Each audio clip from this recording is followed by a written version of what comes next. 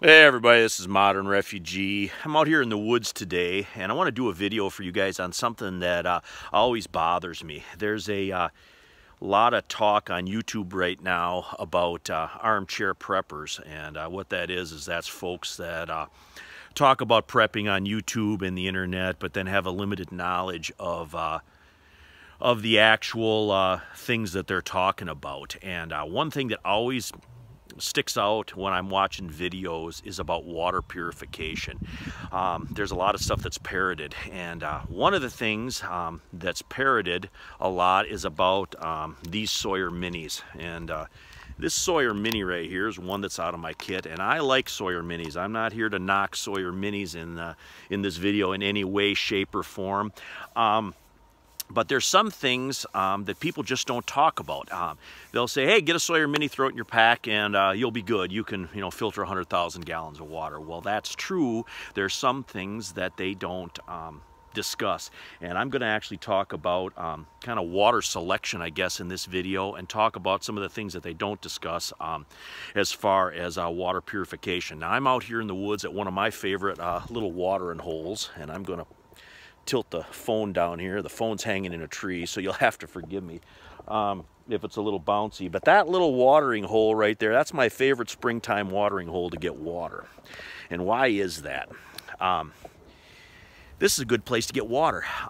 This water can be contaminated by animal droppings and dissolved solids, and dissolved solids are one thing that a Sawyer Mini won't take out. But because I'm out here in the woods and this water is basically groundwater that's percolating up in this particular spot, so that means there's going to be no chemicals in it. It's not near a road, it's not near any fields, so there's going to be limited farm runoff and that kind of stuff in this water.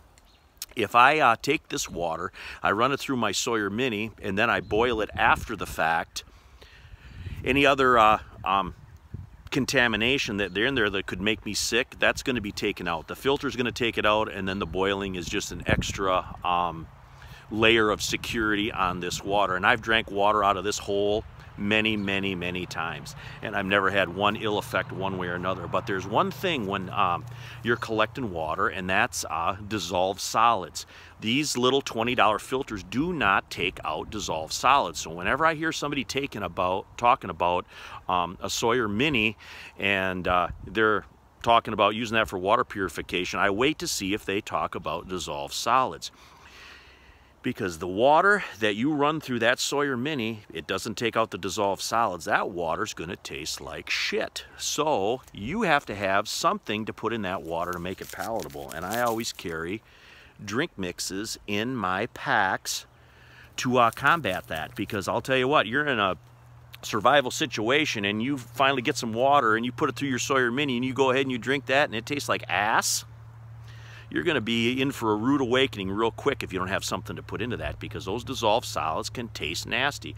The water might have a dirt taste to it. It might have a tannin taste, a leaf taste to it. And that gets to another thing. When people talk about primitive water purification, where they do the charcoal and the sand and the rocks and the grass and stuff on top, again, that will take out a certain amount of biologicals in that water, but you're leaching stuff out of that grass, out of that sand. You're leaching that into that water. So you're going to have dissolved solids in that water. What's going to make that water, again, taste like shit? So if you're out purifying water in an environment like this with just a $20 Sawyer or just boiling, that water's going to taste bad. That's just the nature of the game. It's going to keep you alive, but it's going to taste bad. And as far as selecting places, there's certain things that people don't talk about when they talk about selecting places to find water.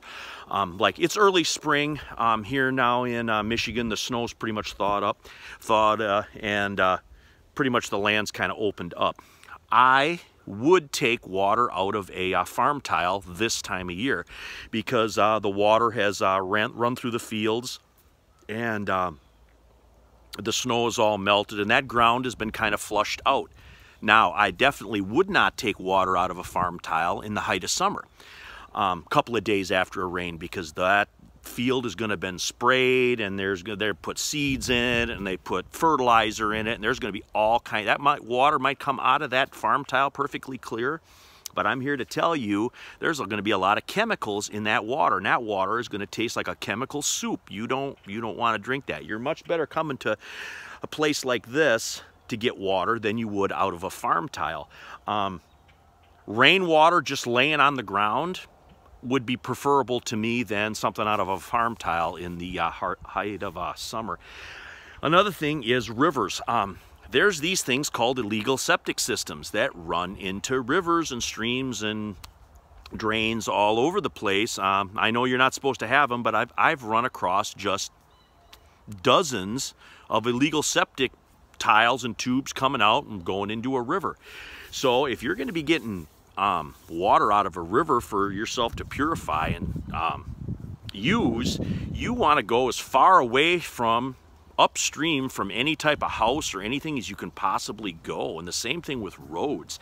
You don't want to collect water near a road, because especially a heavily used road, because there could be oil and other contaminations in that water. Another thing, if I had my choice, I would rather get water out of a larger body of water. Like we're in Michigan here, I would much rather take water out of like Lake Huron itself than I would out of a small drain that's draining into something. Because that larger body of water, all those chemicals and all that dissolved solids in that larger body of water is going to be diluted more, so you're going to have less of it in there. And one other thing, there's a lot of farm runoff, like, you know, cattle operations and whatnot in my area here. And boiling the water after you filter it will also dissolve or remove other impurities. Like if there's anything kind of rotting and fermenting, you're going to get that alcohol-y fermented soup, whatever you want to call it, into that water. But if you boil that water after you filter it, you're actually going to evaporate some of that stuff that's bad out of that water again.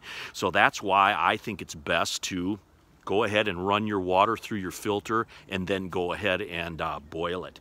But that's just some stuff that I've learned here over the years, filtering water and hiking and doing stuff around my area here. And I thought that was a good topic on the Armchair prepper thing. A lot of stuff gets parroted, and there's a lot of nuances to stuff that people don't talk about, and that's what I wanted to talk about in this particular video for you guys. So I hope you guys enjoyed this video. I hope you got a little information out of it. I hope give you a little bit something to think about when you come to water purification. These things are okay, but there's some limitations to them. Now, if you're putting water in bottles, like I store water in 2-liter bottles at home, but because that's tap water and clean to begin with, then I would run it through one of these and go ahead and use it just at my place for my stored water. That's okay, because that water was clean when I put it into that bottle, and anything that might have grown in that bottle that I don't know about is going to be filtered out by this. So a situation like that is a little bit different again than getting water out here in the woods and out kind of in the wild, so to speak. So anyway, just wanted to talk to you guys about that, kind of get away from the stuff that's always mentioned on YouTube and get into some things that aren't mentioned quite as frequently here, especially on water purification. But anyway, this is Modern Refugee. I appreciate all my subscribers out there. Hope you guys got a little information and a little entertainment out of this video, and you guys have a great day.